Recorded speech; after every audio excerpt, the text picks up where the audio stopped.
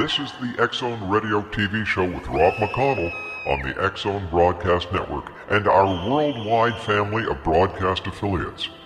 If you have a question for Rob McConnell or his guest, or if you've had a paranormal experience, call toll-free 1-800-610-7035 extension 0 or email xzone@xzoneradiotv.com.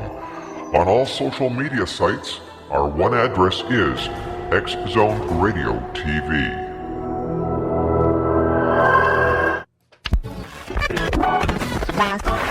All Hit Radio.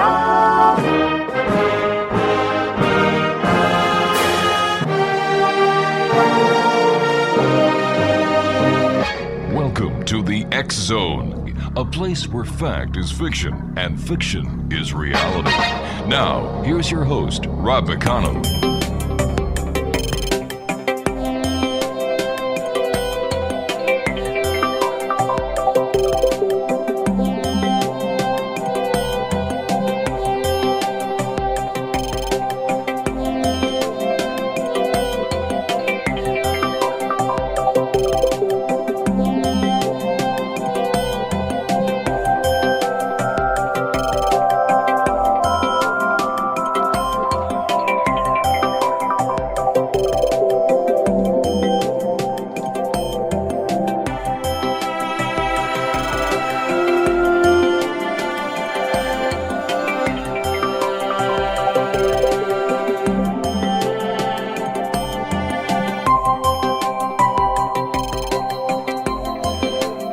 And welcome to the X-Zone, everyone. My name is Rob McConnell. For the next 4 hours, I'm going to be your host and your guide as together we cross the time-space continuum to this place that I call the X-Zone. Now, it's a place where people dare to believe and dare to be heard. It's a place where fact is fiction and fiction is reality. And the X-Zone comes to you Monday through Friday from 10 p.m. Eastern until 2 a.m. on our main network, X-Zone Broadcast Network, and then throughout the 24-hour period around this great, big, beautiful planet of ours. My email address is xzone@xzoneradiotv on all social media networks, X-Zone Radio TV, and our website, www.xzoneradiotv.com. My first guest tonight, X-Zone Nation, is Fred Dawkins. We're going to be talking to Fred about his fascinating book, to say the least, entitled Everyday Entrepreneur, Making It Happen. And Fred is a successful entrepreneur with significant achievements in manufacturing, retail, land development, and import-export. The most recognizable of his accomplishments came as co-founder of the Old Hyde House in Acton, Ontario. Fred graduated from the University of Toronto in Commerce and Finance, for which he won the W.E. Rundle Gold Medal and followed with a master's degree in economics. Business has allowed him to travel extensively around the world, building long-term friendships in the process. Exposure to developing economies and alternative religions and principles have shared his philosophy in the outlook regarding both politics and economics. Once again, Fred Dawkins is our guest, and his book is entitled Everyday Entrepreneur, Making It Happen. And Fred, welcome to the X-Zone. Thanks very much, Rob. It's great to be with you on the X-Zone. Well, tell me, Fred, in today's economy, is entrepreneurship on the rise? Very much so, especially since 2008 when we had the Great Recession starting. Mm-hmm. There's been almost a rush towards entrepreneurship as a solution for a lot of problems, both on a macro level within the overall economy and on a micro level for individuals. You know, as a Ontario person, everybody, as soon as you hear the word Acton, you automatically think of the Old Hyde House. And what was your inspiration behind that entire campaign that you put together? Well, there were a few factors. I mean, the opportunity actually started because we owned the building. We were moving, we had a manufacturing plant and moving into a much larger one. So the opportunity started with the building. But when we started to look into what we might do with it, Acton had long been known as a leather town, a tannery town. And so there was a prospect of capitalizing on that. But probably the biggest single thing that helped make the Hyde House get launched was the fact that we could get Sunday openings, because Acton could be classified as leather town and a tourism attraction. Once we had that Sunday opening, we really jumped into the advertising, and the combination of the two is really what made it a success. You know, over the years, I've met with a number of authors, and they seem to be missing that all-important step of advertising. They get the book published, you know, they're so happy, and then they sit back and say, well, geez, it's not selling. And the reason it's not selling is very simple for anyone on the outside: advertising and marketing. And I believe, Fred, that these two concepts are the success to any business. You're right. Being an author is very much equivalent to running a small business. Mm-hmm. Well, the product is you, and if you don't get out there and actively market yourself, your book really isn't going to go very far. And unfortunately, a lot of authors are a bit withdrawn. They really enjoy the writing process, but not the promotion process, and it's a critical part. Well, we're going to be talking more, and X-Zone Nation, our special guest this hour is Fred Dawkins. He's the author of Everyday Entrepreneur, Making It Happen. And we'll be back on the other side of this 2-minute commercial break as the X-Zone continues here from our new broadcast facility in Hamilton, Ontario, Canada. My name is Rob McConnell, and it's true, all roads do lead to Acton.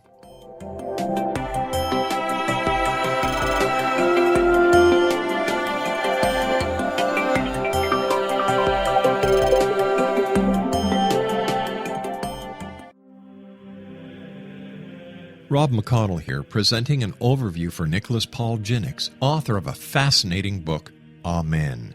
It presents facts revealed by Egyptologists, facts that enable us to understand why Amen is the beginning of creation of God.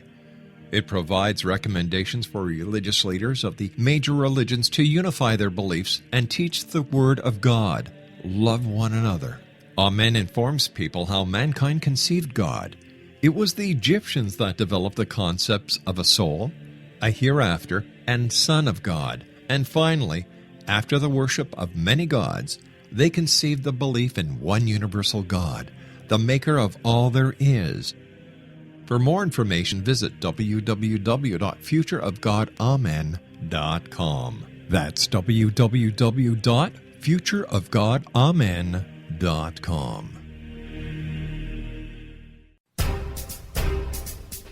Back in Victorian England, a famous theologian posed a perplexing riddle. Why are the two top personalities in the Bible tagged with the numbers 7 and 11?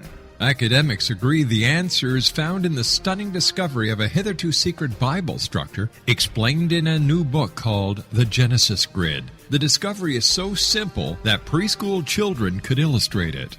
Certain claims are hugely controversial and may offend some, but at the X-Zone, we've studied this awesome new book and agree with one expert, and I quote, "These discoveries appear to be beyond coincidence." So who or what hid this wonderful pattern in the Bible, and what might they do next? Find out more, X-Zone Nation, and read reviews on www.genesisgrid.co.uk. That's www.genesisgrid.co.uk.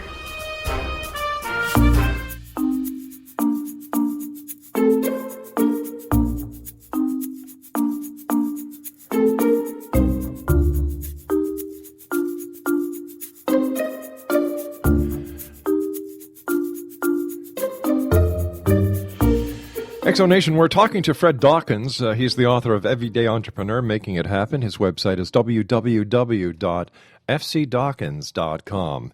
And what was your inspiration for writing your book? Well, it started a little bit by accident. I set out to write a novel, which I did, and started looking for a publisher, which is very difficult for fiction, particularly when you're unknown, and made contact with Dundurn Press, who were interested in looking at the novel. And in conversation with them, they asked me a lot of questions about my career and suggested, look, we're really interested in nonfiction. Would you consider writing something about your experiences?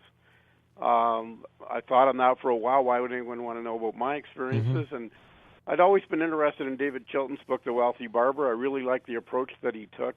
I thought it was very effective by putting the book into a story form, and started considering how I might relate that to my own life, my own career, and came up with the idea of Everyday Entrepreneur, which in a story form basically introduces a lot of the concepts required to be successful in your own business. All right, let's go to the very beginning and talk about entrepreneurship. Why is entrepreneurship gaining importance? Well, if you look at the main factors that are influencing our economy today, they're primarily globalization and technology, and both of those things are increasing the speed of how things are done. Competition is coming at you from every direction. Technology is changing how we do things really year by year. So the most important factor anyone has to embrace, whether it's in their private life or their work life, is change. Entrepreneurship is all about adaptability, resilience, being able to find a way. So it's almost a mindset that is becoming essential in today's world. And it's when I talk about it in the book and when I've been promoting it, it's not just applicable to running a business. It's very important today to manage your career, to create and manage your own career, and have a plan as to where you're going to go, because we no longer have job stability where people go and stay with one organization for long periods of time. Who should become an entrepreneur and who shouldn't? Well, I believe that we all have certain entrepreneurial traits. People, it's like any other character trait. We have them in varying degrees. I think, first of all, you've got to develop the mindset, but you've got to be a very independent person if you're going to go into the full commitment of running your own business. You've got to be a person that thrives on change, activity, and action. I do believe that entrepreneurs are not just born. There's a lot of debate on this. A lot of the character traits can be examined.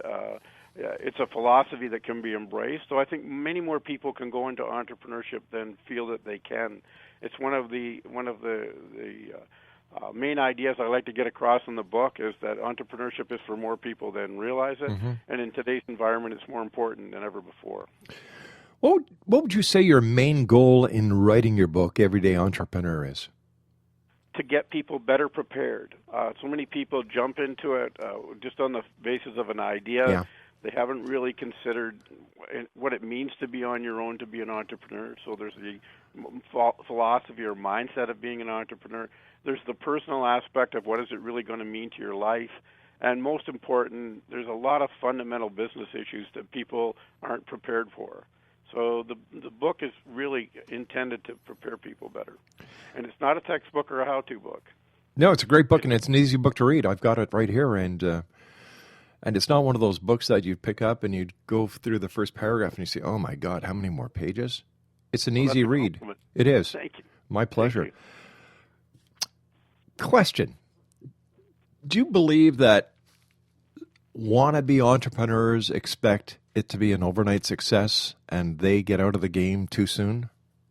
There's certainly an element in one of the characters in the book has that idea that he's going to get in quickly, he's going to be very successful, and it's going to be very easy for him. And I think there are two elements that I really feel are affected by stereotypical ideas of entrepreneurship. Some people have that concept, and they get into business too easily with a bad idea and often fail.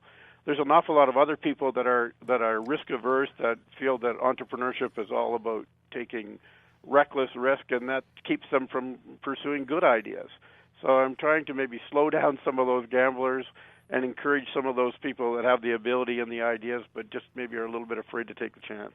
I guess in today's economy, and as you and I were discussing earlier, the instability of the job markets, that a lot of people may be looking at entrepreneurship, and then they turn on the TV and watch television programs like the Dragon's Den or the Shark Tank, and they see these entrepreneurs who go there looking for money. They've put their heart and soul into their industry, and you've got 4 people who shoot them down in no time flat. Is this the typical way that established businesses, bankers, and investors look at entrepreneurs? No, I don't think it is at all. It's entertainment, and it serves a purpose. It certainly highlights, what might be possible, but right. And it also highlights something that I am trying to get out in the book, in Everyday Entrepreneur. You do see so many people going there that are totally unprepared. They have an idea and nothing more. They haven't done any market research. They haven't really considered if their product is viable. They have no concept of the fundamentals of business. And those are the ones that get shot down the worst. And in a normal environment, they wouldn't be sitting before, 4 or 5 venture capitalists being considered at all. But that's the entertainment aspect. there is a good message there. Don't go before a group like that, or don't be seeking investment if you haven't done your homework and if you're not prepared. Now, when it comes to market research, how would an entrepreneur go about doing their own market research to actually see if their product or their idea is viable? Well, it depends a lot on what the idea is, but in today's environment with networking online, that opens up a whole avenue for testing your idea. On the other hand, you don't want to be giving everything away, or it'll be out on all over the internet before you know it. But there's a concept called the lean startup, and the lean startup basically means you don't go jumping into a full-scale business until you have. First of all, you have to know where your product is going to be sold, and then you have to go out and find someone that's part of that market and start working with them and get feedback. The feedback is the most important thing. So many people have ideas that they just think are naturals, and they've never gone out and actually talked to someone who might buy the product. So that's the first place to start it, whether it's a service or whether it's a hard product or whether it's something you're going to market on the internet. Go and talk to a potential end user, and then broaden out to several beyond that until you're getting feedback and refine your product in the process. How about business plans? Are they important for the entrepreneur? They are important, and it's very difficult to do when you're starting out. I'm a big believer a plan is not a guaranteed outcome. It's a framework. If you've got that framework in front of you as things evolve and problems come up, then you can relate to what you've planned. I don't believe a single plan is not a good idea. Generally speaking, there's an old adage that says it's going to take twice as long, cost you twice as much, and you'll make half the money you think. So I always believe in having several scenarios set out in your plan. Right. And once again, with technology and spreadsheet possibilities, it's not that hard to lay out 4 or 5 scenarios. And then as things evolve, you can relate to what's happening, and you can maybe see where you're off base, make adjustments. I've seen entrepreneurs, and I've heard these tales of woe, and they're basically horror tales when they go to different online venues to get funding or grants. They're stuck with a 60 to 70 page business plan that these venture capitalists or investors or grant people won't look at their product or their project without this being completed. And I've often wondered, well, if you're giving these people all this information, carte blanche to your life's work, your life's endeavor, and there's this little what is it called? A disclaimer or disclosure, whatever it's called, at the front of the confidentiality. That's it. Thank you. How secure and how safe is the person when they're dealing with these online conglomerates that their product won't be taken because you've got to lay out the entire idea in front of these people? Well, it's always a danger, and when you expose any idea to the public in different forums that you're going to get competition. It's probably never been more so because things happen and your competition comes at you from every different direction, and that goes back to being in a global economy, and technology again spreads your message very quickly, which can help you with your business, but can also create competition before you even get started. There's a really interesting developing source of financing, and that's called crowdfunding, and it can be done online. It'll be interesting to see just how it gets regulated. But one of the biggest potentials for crowdfunding is you can literally develop funding from your market. So if you get a product that people really like, then you can approach them through a crowdfunding program, go online, and people have done it quite successfully where, you can buy the product, pay a premium, part of it goes into an investment in the company, and part of it gets you the product. But those are the people that are interested in what you do. Mm-hmm.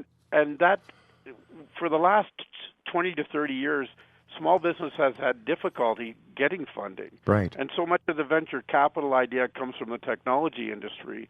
But and all the buzzwords for entrepreneurship have been developed in the tech area.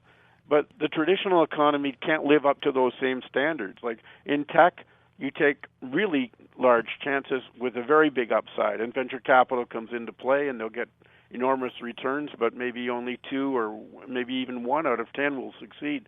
In the traditional economy, we can't offer the same kinds of returns that tech can because we don't have the same level of upside, but we can offer a secure investment. And so what crowdfunding is starting to do is marry up small investors with small businesses and give those small investors a chance for an above-average return and give small businesses an opportunity to raise funds that's been denied them over the years. All right, stand by. Fred, you and I have to take our news break at the bottom of the hour. Exonation Fred Dawkins is our special guest. He's the author of a book that I would highly recommend for anyone who is an entrepreneur or is planning or thinking of becoming an entrepreneur. The title of the book is Everyday Entrepreneur, Making It Happen. Fred's website is www.fcdawkins.com. And Fred and I will be back on the other side of this commercial break with the news as the X Zone continues right here from our broadcast center in Hamilton, Ontario, Canada. Don't go away.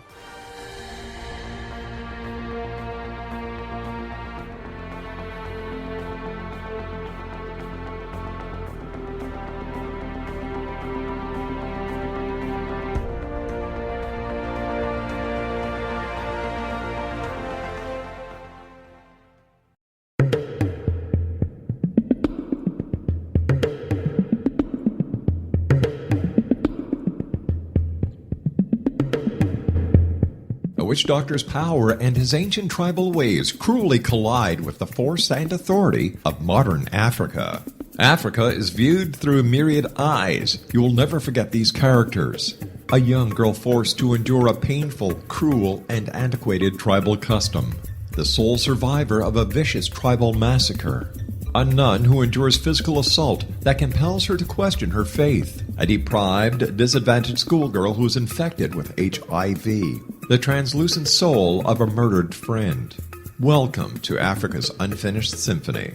While the tale of South Africa in the wake of World War II is riveting, violent, and cruel, it is also brimming with stories of kindness, compassion, and courage. Africa's Unfinished Symphony highlights commanding characters who not only bring haunting racial clashes to life, but also convey the intense conflicts that existed between archaic customs and modern influences.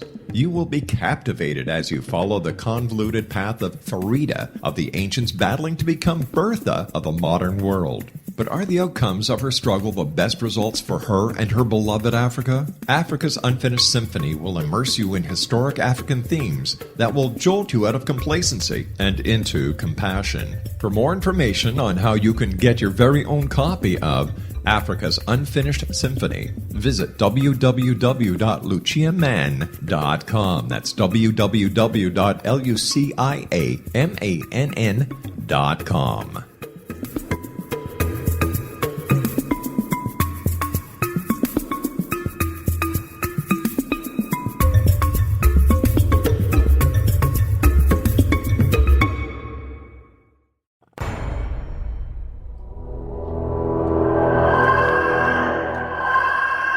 This is the X Zone Radio TV show with Rob McConnell on the X Zone Broadcast Network and our worldwide family of broadcast affiliates. If you have a question for Rob McConnell or his guest, or if you've had a paranormal experience, call toll-free 1-800-610-7035 extension 0 or email xzone@xzoneradiotv.com. On all social media sites, our one address is X Zone Radio TV.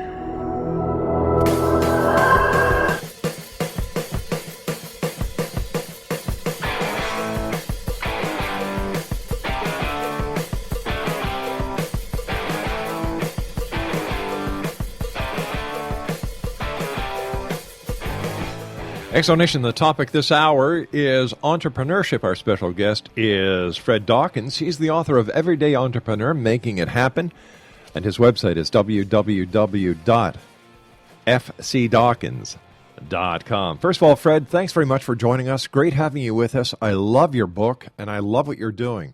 So hats off to you, my friend. Thanks very much, Rob. Great to be with you on the X Zone. I'm really enjoying it. Fred, what are some of the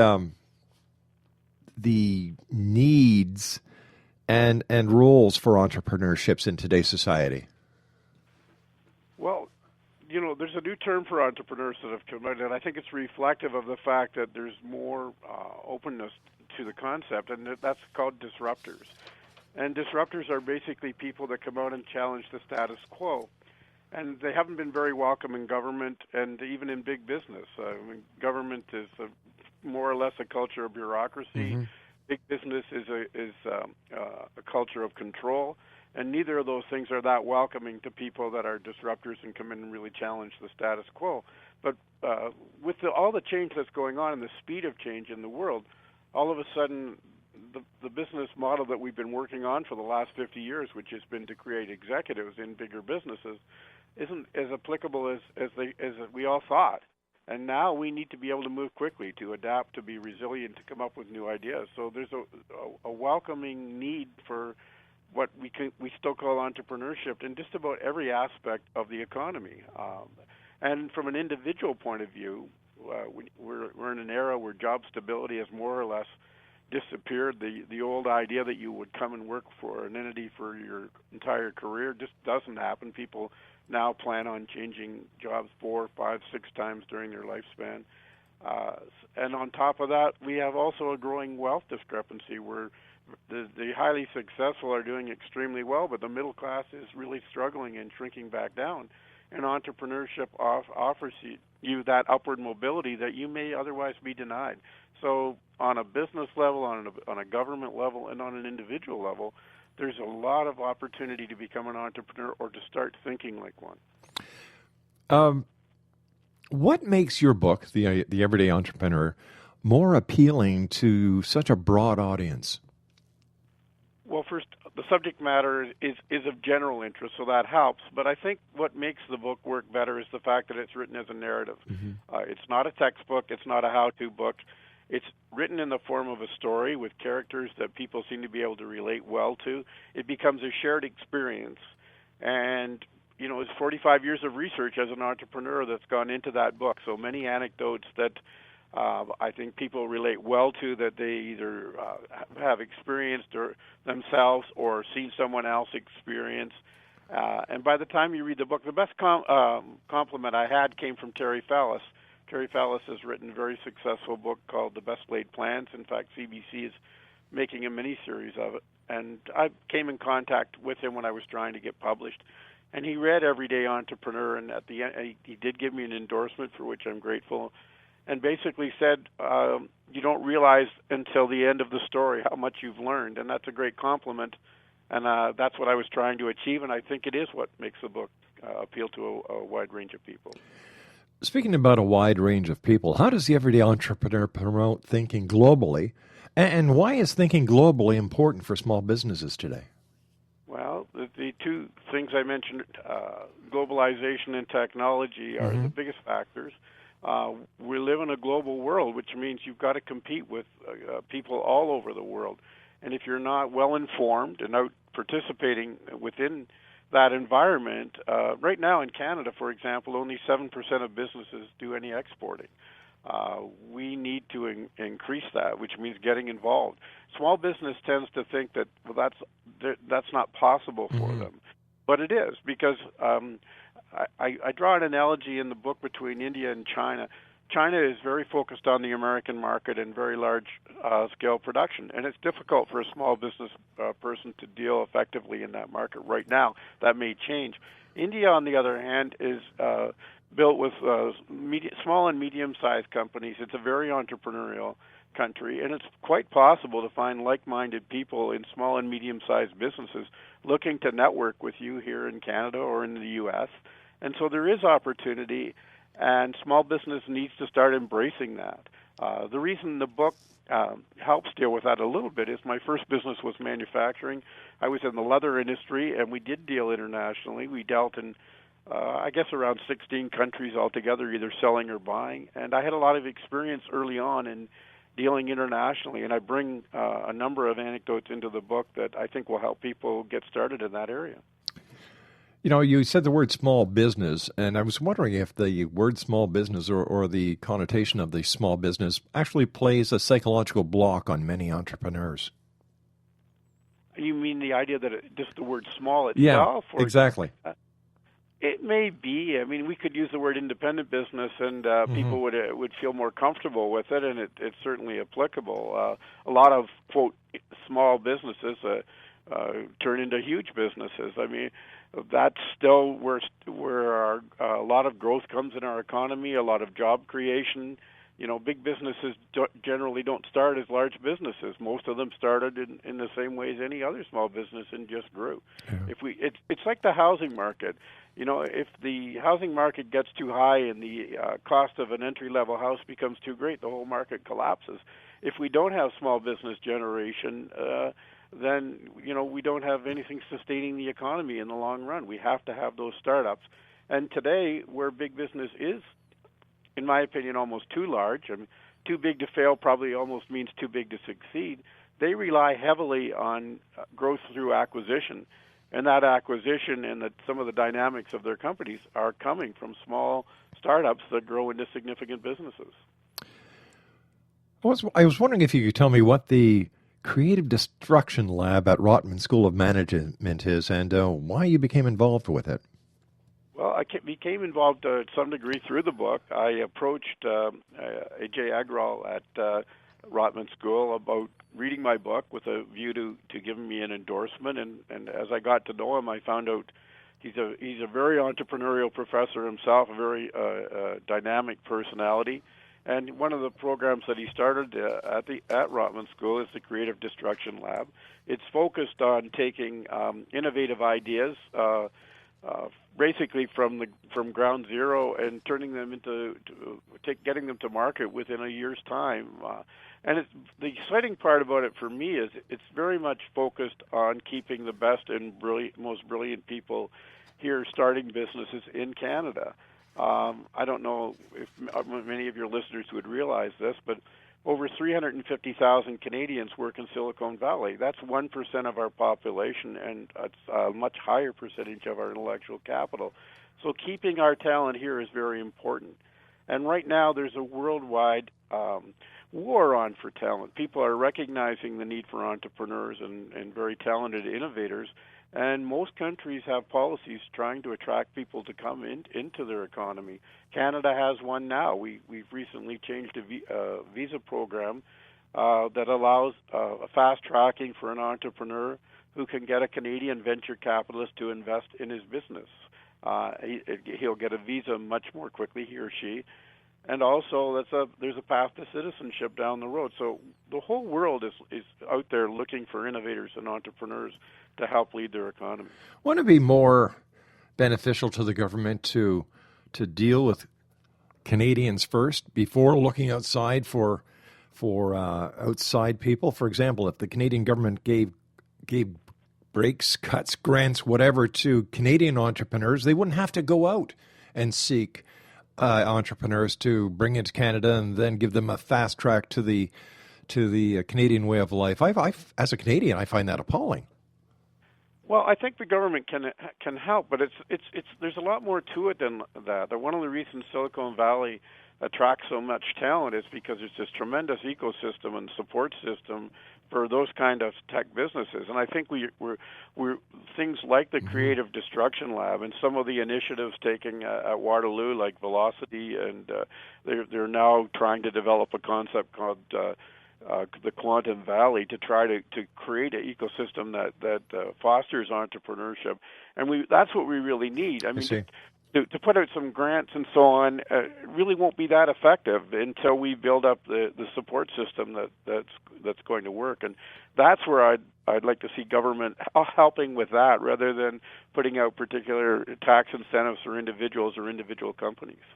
You know, so why doesn't the government get off its butt and instead of wasting all the money on everything it does and not just bite the bullet, sit down with entrepreneurs and people like yourself who are industry leaders within the entrepreneur industry and say, all right, guys, what can we do to make this happen? What's taking them so long?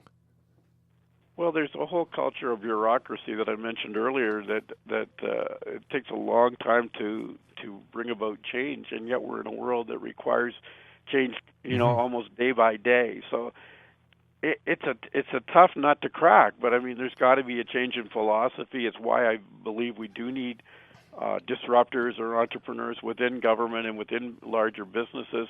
It's not going to happen quickly, but the market will make it happen. Government has to become more efficient in what it does. It's becoming just too big a cost for what we get out of it, and it's not a quick fix. But I think getting the right people in it would help. And I'm not condemning everyone that works for the government by any means. But there's a philosophy and a culture there of security and stability, and that doesn't fit entirely with a world that's in a rapid state of change. Yeah, the government boggles my imagination, so I'm sure it does a lot to a lot of other people as well. You know, and we can see the results of what we're talking about when companies like Bell Canada and the major banks, including the Bank of Montreal, move their telecenters out of Canada into the Philippines and into India. Like, hello, don't we have unemployed people here? Don't we have companies that can handle that workload as well? Why outsource it? It's a very good issue. Outsourcing is a real threat. And when you get into the macroeconomic discussion of globalization, I mean, basically what globalization is intended to bring about is the most efficient allocation of resources across the world, and that we're producing things as the most efficiently we can around the world. We have some things that are politically incorrect to talk about. We have unskilled people in North America, and those people need to find work. It's one of the reasons that I think entrepreneurship is important in a different way, is because big business is going to go around the world and they're going to seek out the cheapest way to produce their goods, which in the case of labor is very punitive to North America.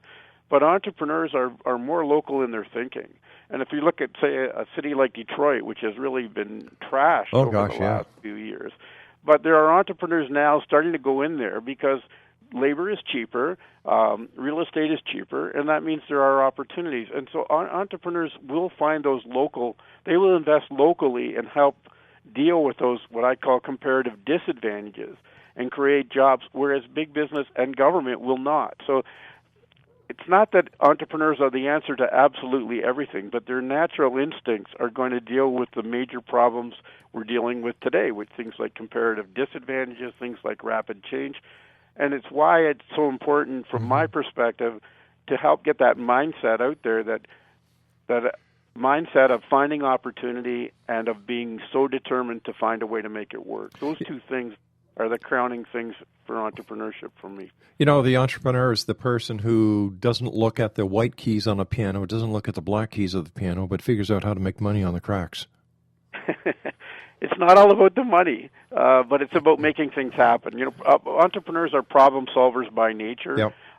They don't rest until they get a solution. That's what makes them work. It also, you know, there's the traditional idea of entrepreneurs, and everyone isn't like this. They're probably better at startups than they are at managing companies, and there's some truth in that for sure, because it takes a mindset to go through the difficulties and the challenges of starting a business. I used to describe my career at the beginning, and I said, I thrive on it. It's like being in a revolving door of problems that just keep coming, and I love it. And I did love it. And that part of it is not for everyone. But I think there's room for entrepreneurship at all levels of a business, and you can be entrepreneurial. There's another concept that bothers me, that entrepreneurs work 24/7. You can be a successful entrepreneur and work 8 hours a day. Your business may not be as large or dynamic as it could be, but you can still be very successful solving worthwhile problems and creating jobs. It's a matter of you finding your own personal balance. And I think for some people that is working 24/7, and for others less. But don't think that you can't be an entrepreneur just because you're not willing to work 24/7. And the other side of that is, right now, employers' expectations with technology are increasing to the point where they expect everyone to work 24/7. And if you're going to do that, you might as well do it for yourself. How true. How true. Mind you, being an entrepreneur also has its downside, because you've got to, you know, you've got to have your bookkeepers, you've got to have your accountants, you have to have this, that, and the other thing. And I'm sure that these are things that a lot of entrepreneurs, when they decide to become entrepreneurs, really don't think about. It's true. They are so hung up on their idea that they're not really thinking on how they're going to bring it to fruition and the support that they need. And building your team is one of the things that you have to address very, very early on. Very few people have the complete skill set to run a business. They're going to need people for sales, for marketing, for accounting. They may have some of those strengths that they can do themselves, but recognizing your weaknesses and making sure you hire like-minded people that have different strengths than you is really a critical part of your initial success. All right, Fred, stand by. We've got to take our final break. X-Zone Nation, Fred Dawkins is our special guest, www.fcdawkins.com. He's the author of Everyday Entrepreneur, Making It Happen. We'll be back on the other side of this break. Don't go away.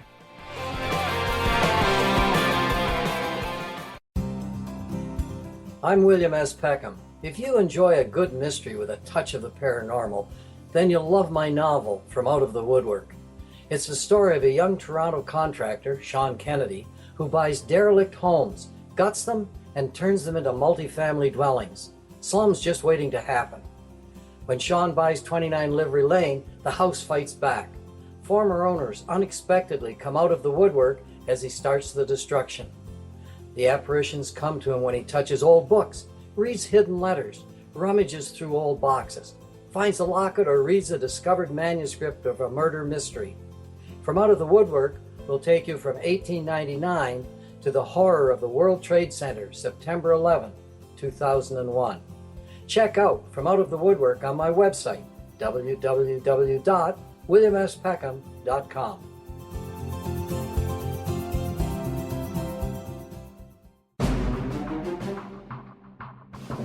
The new nonfiction book, Razor of Madness, is similar to cult movies like Clockwork Orange, Dragon's Tattoo, or The Other Side of Hell. Wayne Morin Jr. and Thomas Lee Howe will expose widespread and systematic deficiencies in this thought-provoking tell-all novel. Mind control rages among scholars in law schools. Human rights are ignored while thought reform and mental manipulation are accepted practices used as behavior modification. Dr. Louis Jolyon West comes to mind.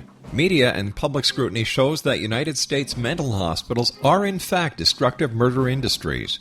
Razor of Madness expose novel details this epidemic through an in-depth professional and personal investigation.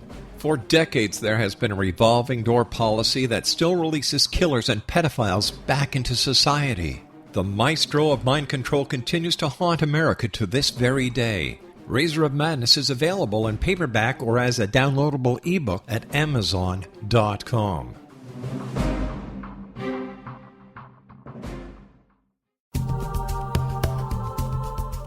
If you enjoy reading a good mystery with a touch of the paranormal, then you'll love From Out of the Woodwork by William S. Peckham.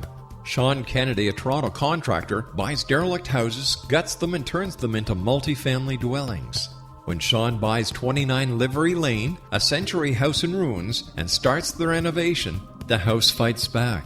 He is visited by ghosts of owners past. His visions are triggered by touching an oak mantle, reading a faded letter, opening an old locket, or opening a brand new casket in the basement. These visions will take you on a trip across southern Ontario from Niagara Falls to Toronto to Kingston. From Out of the Woodwork is now available in paperback and on your favorite electronic reader. To order your copy of From Out of the Woodwork, go to www.williamspeckham.com. That's www.williamspeckham.com.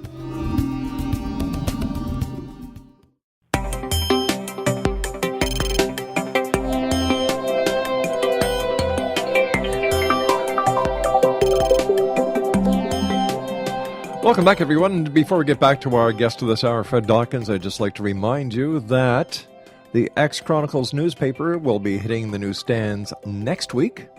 So that gives you people who usually lollygag until the very last minute of getting your ad or your classified ad into the paper until tomorrow at midnight to get it to me or to the people at the X-Chronicles newspaper. And as you know, the X-Chronicles newspaper is read worldwide. And if you'd like to check out a sample, xchronicles-newspaper.com/newspaperstand.htm. Fred Dawkins is our special guest.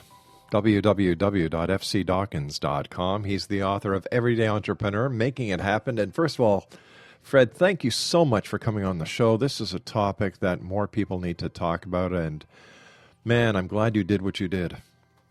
Well, thanks for the opportunity to talk about it. Fred, we were talking briefly about the importance of building up a team, and something that a very successful businessman by the name of Mike Silver, who invented Just Like Sugar, came up with and told me about, is that there's no I in team. And he built a very successful team around his idea, and it's worked out very well for him.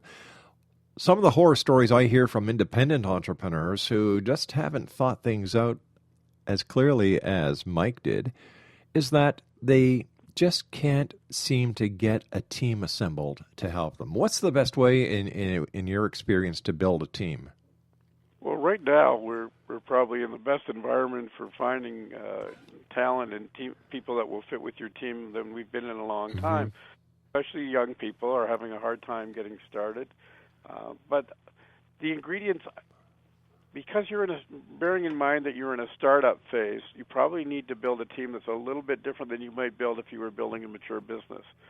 You need people who are like-minded but have different talents than you do that are going to supplement your strengths with new strengths. You need people that, I heard someone else say this at one point, who are able to fly high and fly low. People that can talk at the executive level of a business if necessary, but can go down in the trenches and deal with people you might be hiring, from the president to the janitor. That's right. You want flexible people that are resilient and adaptable and willing to wear an awful lot of hats and enjoy doing that. If you can find people like that, then you're going to get a lot more out of them. And it very much becomes a team. It comes together. Being in a startup phase is really unique. You're building something new and exciting, and it's a dynamic period, and it's challenging, and the successes are probably disproportionately rewarding because you know where you started. So you've got to look for people that can work in that environment. Some people thrive on it, and others can't. Eventually, you're going to have to change how you build your team beyond that, because as your business matures, you're going to need people who want stability and very clearly defined jobs. And they're probably a little less entrepreneurial, although I think, as I've said earlier, promoting the entrepreneurial philosophy to them is also going to be effective. So, I don't know, those are some of my ideas. Building your team is like any other opportunity. You've got to spend time on it. Most entrepreneurs don't spend nearly enough time. They hire on a convenient basis. Quick, I've got a problem, I need a person, I've got an application, I'll take this one. You need to spend more time on it than that. Gotcha. Fred, I want to thank you so much. I'd love to have you back on in the future, Fred, to discuss more of this and help more people out. I'd be very happy to do that, Rob, and I enjoyed the experience. Take care. You take care, my good friend. Exo Nation, Fred Dawkins has been my guest this hour, www.fcdawkins.com, and he's the author of Everyday Entrepreneur, Making It Happen, and I'd also like to thank the people at Dundurn for helping make this interview today so that we can help you and the Exo Nation around the world to become entrepreneurs tomorrow. We'll be back on the other side of this commercial break at 6 minutes past the hour. Don't go away.